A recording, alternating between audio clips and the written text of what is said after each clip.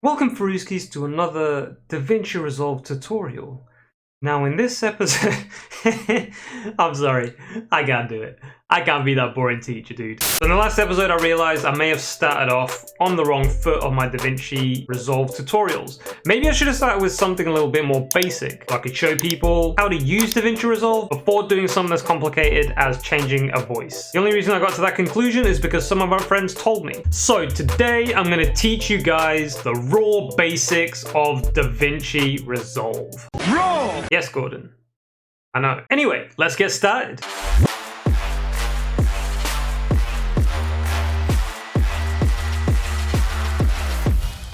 Now, the only reason I did show my intro there was because everything in that intro was done through Davinci Resolve, so you can see how creative you can actually get with this program. So let's start off with the main thing, which is opening the program. As you can see, I've got my little icon here, but in case you don't, what you want to do is you want to go over to your Windows Start, you want to go to Blackmagic Design folder, and you want to click Resolve.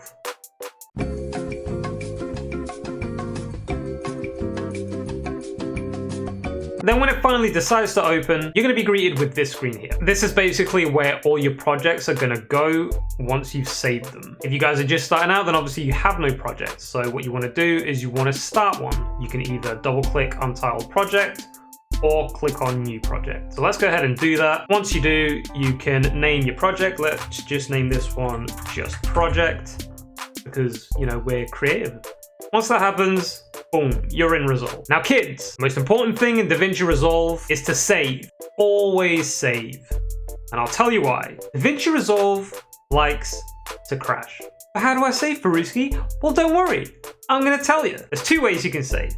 There's actually probably more, but these are the two ways that I know of. You can either go up here to File and press Save Project, which for some reason takes really long. Or what I usually do is press Ctrl S, and that basically does the exact same thing for a fraction of the time. All right, now that that's out of the way, let's go ahead and get some clips in here. So what you want to do is you want to select your Edit tab.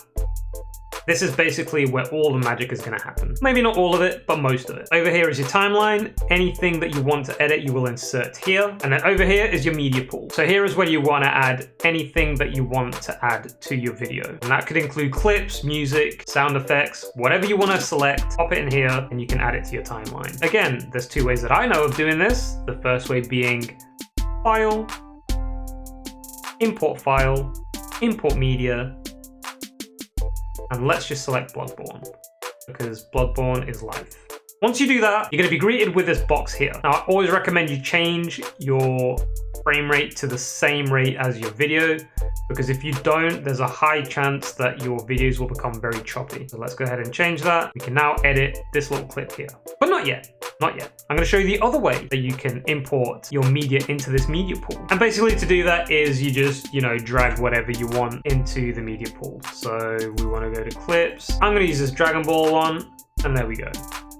I'm only going to use these two clips because this is all I'm going to need to show you the basics. But you guys, by all means, add however many you want. Go nuts. So first, you drag whichever clip you want to edit into your timeline, and there we have.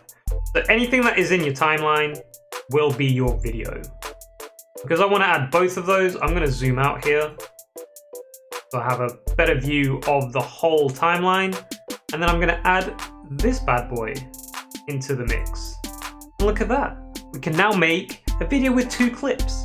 Isn't life amazing? Now you may see here this empty space. Anything in the timeline that has an empty space will basically just show up as a black screen, as you can see here. This little red bad boy here is basically your cursor. So wherever that is, that's at what point your clip is. Oh my God, that is very loud.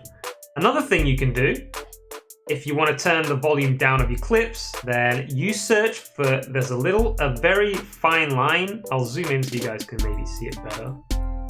There's a very fine line that you see there, and you can either drag that up or down if you want to go higher or lower with the volume. I want to go lower because I don't want this clip to overpower my voice. Let's go over to here, and there we have it. So as you can see, I didn't quite put my clip all the way to the edge, and this is why there's a blank screen here. If you guys put your clip all the way to the edge, which I'm going to do now, You just select what you want to move and you just drag it all the way to the back. And because now that's at the beginning, now you have the start of my clip. Now, because I also want to join these two clips together, I'm going to zoom out, select this bad boy. I'm going to make sure my cursor is at the end. I don't know why that's so loud. I thought I turned it down. I'm going to turn it down more. You're too loud, Bloodborne. And then I'm going to zoom in so I can see what I'm doing. And I'm going to join these two clips together. So there we go. Now these two clips are married. Boom. Nice, huh? Next up, we have the tool that you're probably going to use quite a lot, which is the trim tool or the blade. And this little baby basically lets you chop up anything you don't want, or if you want to make a clip shorter, or if you want to remove a patch of a clip you already have, that's basically what it's going to do. It's basically a trimmer. So in my case, there is a lot of Bloodborne here that I just stand still, so I'm going to delete that. So let's go back to the point where I kill this dude, and right here would be the perfect place to cut it off to start this clip. So what I'm going to do is I'm going to cut it there. Do the same with the audio. You don't have to do the two at the same time, but just keep in mind, if you want to cut something and delete it without the bottom row moving, then make sure you lock that bottom row, because if you don't, then when you delete something from the top, the bottom will move with it. But since I want to delete them both, I'm going to leave that off. And then make sure that you select what you want to delete.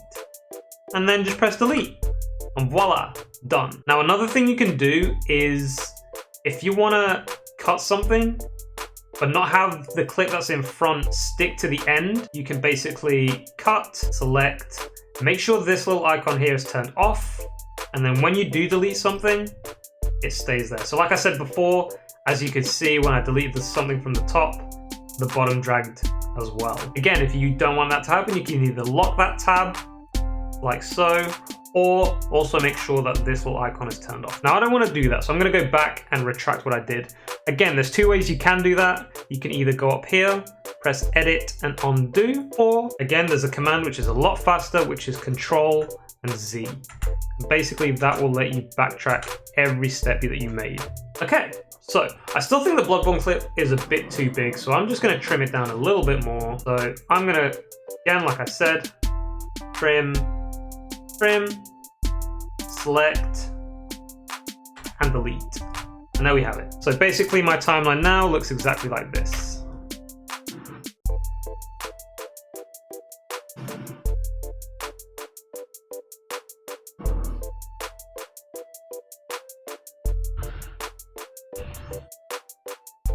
Now the next thing I'm going to show you guys is how to create a video transition. And basically a video transition is a special effect you could put on two different clips or on two different parts of your video to make a transition either look cool or a lot smoother, whichever one you want. So basically this transition here is just a straight cut because there's nothing there.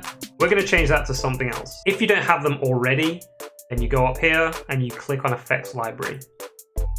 And that will show up with all your effects. As you can see, there's quite a few of them. The version I'm using is the free version because, you know, I'm cheap. If you guys have the paid version, then you'll most probably have a lot more options than what I have. But still, for a free version, you still get quite a lot here. As you can see, these little stars in the front of these two, that basically means that these two are my favorites. And if you guys have watched my videos in the past, you know that I use these two quite a lot. Also, your favorites will appear on here. Now, the one I'm going to use is going to be the Blur Dissolve. Now, sometimes Davinci lets you drag them on there, and sometimes it doesn't. If it does, then it's because your clip is trimmed properly. If it doesn't, like here, then your clip may need trimming a little bit more. So if you want to do that, make sure you have your selection tool. You right click where the clips are joined, and then here you can choose what transition you want. Now there is a limited amount when this is the case. In my case, it's the Blur Dissolve, which is the one I wanted to use anyway. So let's go ahead and do 14 frame Blur Dissolve. And that's going to come up with this little box here, which is basically telling you that they're going to trim your clips a little bit more in order for the transition to work properly. So go ahead and do that. It shouldn't take off too much. As you can see, it was barely anything. And there we have our first video transition. which makes the video just look a lot smoother instead of just a straight cut, especially if you're using two completely different things. Now finally, the last thing I'm going to show you guys is going to be how to zoom in and out of your video. Now like I said in the beginning of this video, this is only the raw basics of what you need to know when you're starting out Davinci Resolve. Raw! Yes, Gordon. I know. Jesus. So if you guys want me to do tutorials on anything else, let me know down in the comments below specifically what you guys want to see, and I'll be sure to get that done for you. So to zoom in and out of your videos, basically what you do is you select whichever section you want to zoom in and out of, or let's say whichever section you want to edit on. And you can see that by the red outline around the clip. And what you want to do is you want to go over here to this side, and if you press on this drop down menu, you can see quite a lot of things that you can do. So you can crop, you can do dynamic zoom, which if you guys want to see how that works, let me know down in the comments below. I'll do a video specifically on dynamic zoom. But what we're going to do is we want to do transform. And this is basically the tool that, like I said, lets you zoom in and out however you want. You can either stretch the clip however you want. It's basically a tool that lets you transform the video in any way you want. If you click on this middle bit here, you can also rotate if you want to rotate the clip. Now what we want to do here is we want to zoom in to the fight specifically.